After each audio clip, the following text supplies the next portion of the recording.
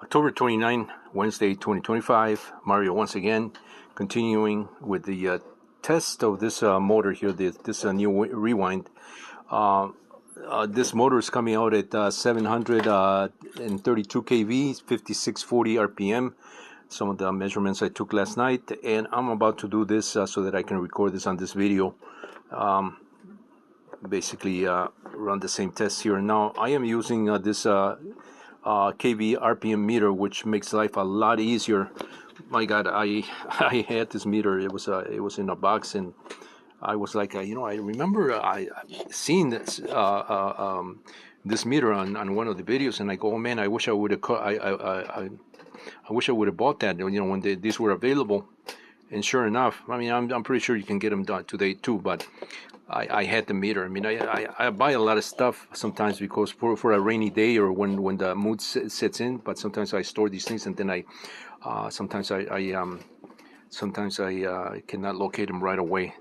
But anyway, what I'm about to do here is, hold on, I needed to make sure that those wires are properly inserted there. You need these two wires here with these clips here, plus and minus, to connect it to the battery.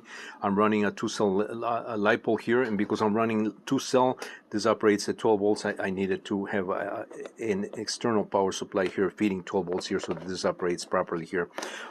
Servo tester along with my speed control here, and one of the leads, the signal leads, is connected to one of the leads of the motor. It doesn't matter which one, it's just a signal. It doesn't matter if you connect it to ABC. Just a brief explanation of this setup right here. This setup right here, I got to do something about this because it's driving me nuts, having to connect all these things the way you see it here.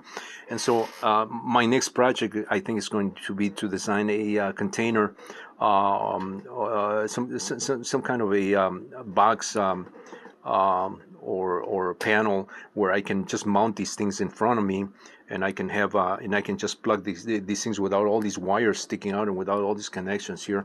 Almost similar to the Turnigy. I have another Turnigy stand where I do the measurements of the thrust, and same thing. It's got a watt meter. It's got a servo tester there, and all the plugs are on the side. So I may do something similar to this setup right here, so that I don't have all this wiring here. It's kind of crazy. But anyway, let's run the test here because I'm running out of video here.